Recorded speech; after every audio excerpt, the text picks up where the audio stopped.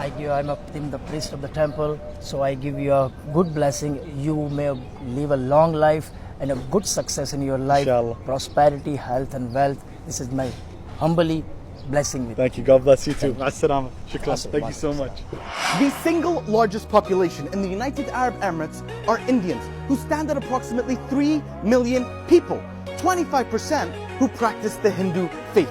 Today, we take a look at their lives in the United Arab Emirates. Let's go.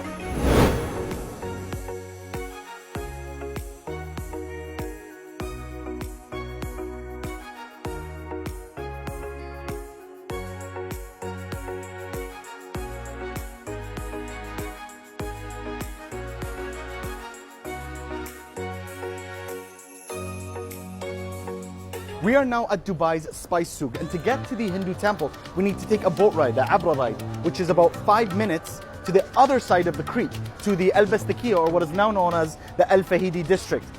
Let's show you that boat ride. I want you to look from this angle. You see that the Hindu temple is right in the middle of the mosques.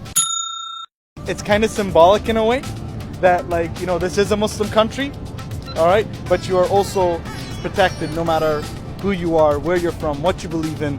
We're here to protect you, and I think that is pretty symbolic for me. What's really cool is on the way to the temple, you walk through all these beautiful shops that sell items that members of the Hindu community can come and buy, all types of clothes, all types of treats, all types of flowers. And when these stores really come to life is during the festivals, during the religious celebrations, such as this week, which is Navratri, and we're seeing a lot of action.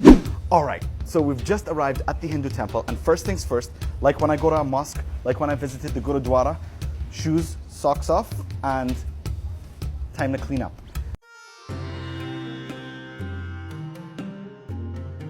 I want to say something, and it's important that I say it now before you continue with any more of this video. This temple was started in 1958. The United Arab Emirates was formed as a country in 1971. So that's 13 years before the UAE was founded. This temple existed.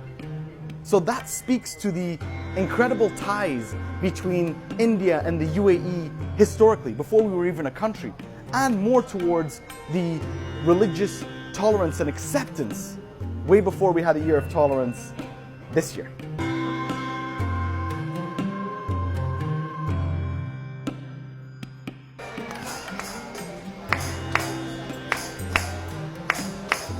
We are now in the Hindu temple where the worshippers are conducting the Aarti prayer, which is the final prayer of the day.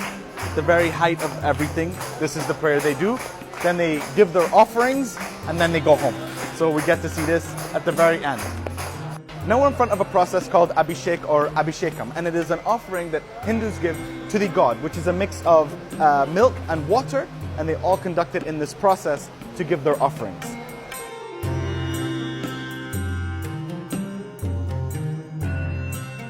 So one of the things that I've seen is when a child or an adult meets her or his mother, they touch the feet of the mother. Why do they do that? In order to show their respect that we thank you for bringing us on this planet. Not only the mother, the father as well. Father as well. Let's give him some credit as well. What the lady just said was really beautiful. I try and understand the similarities between us. And in our religion, Islam, Prophet Muhammad, peace be upon him, has said that heaven for us lies at the feet of our mother. So the most important things in all our religions all tie us together. Never forget that. Now we're going to take a look at some of the food that has been served here. Alaikum salam wa rahmatullah. Oh, we got food? Thank you. Thank you so much. Shukran. A couple of things that I was told by the management of the temple here is, number one, this is food that, you know, people can take home, share with their families. There's a lot more here. And the second thing that I think was very important is that anyone is welcome to eat here. For all the devotees who are visiting the temple. Okay. Everybody. We cook it here, there is a kitchen, we cook and we serve to everybody. Giving is highly encouraged amongst the people who come to the temple. So that can be in the form of food, that can be in the form of money, and that could be in the form of support for any initiatives that they're doing in the community. So I'm in a Hindu temple amongst the Hindu community, and when they acknowledge me, knowing that I'm here to do a video and learn about them, they say hello by saying Assalamu alaikum. That's special. So we have just finished our trip to the Hindu temple. Now we are crossing back to the spice souk where we're going to meet with Uma and Deepak. I just want to ask them a few questions on what life is like for them as Hindus in the UAE.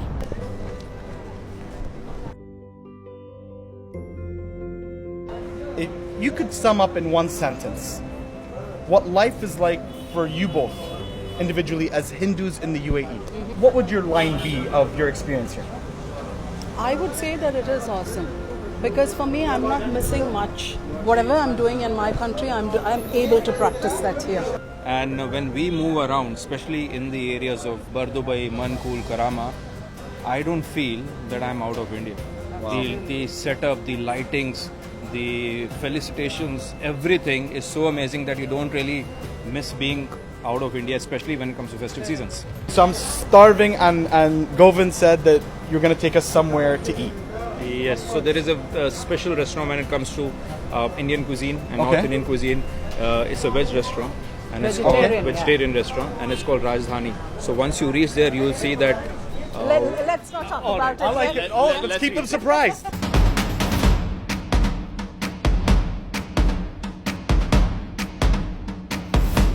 Why do many Hindus believe in a strictly vegetarian diet? Okay, so basically in Hinduism we feel and we believe that veg food is good for the mind and good for the soul as well. Healthy body, healthy Healthy mind, healthy Yes. soul. I like it. So we're gonna get all these dishes filled up very soon. Potato? Oh, raw banana. Potato. Puri. Tomato dal. Sago rice. Okay. All these little teasers. Khichdi. I know that. Yeah. Buttermilk. Sweets. Oh. We'll start probably with puri. With a puri. Okay. Bismillah.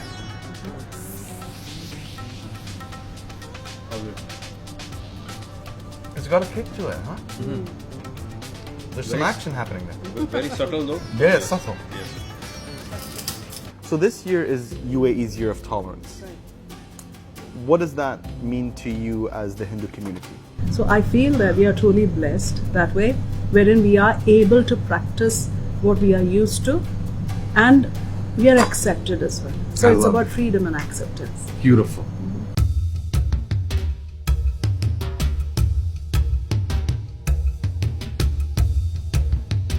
Okay. He did all the rituals for us. And you like Dubai? Dubai's good? Assalamualaikum. Assalam, how are you? Welcome to Dubai. Thank you. Thank you.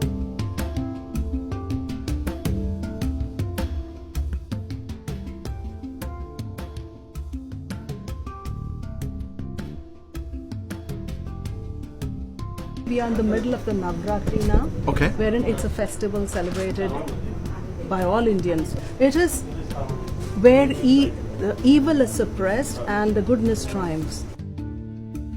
So I have one more request from you. What message would you give to Hindus around the world? So the one message is going to be spread happiness as we always do in the festivals.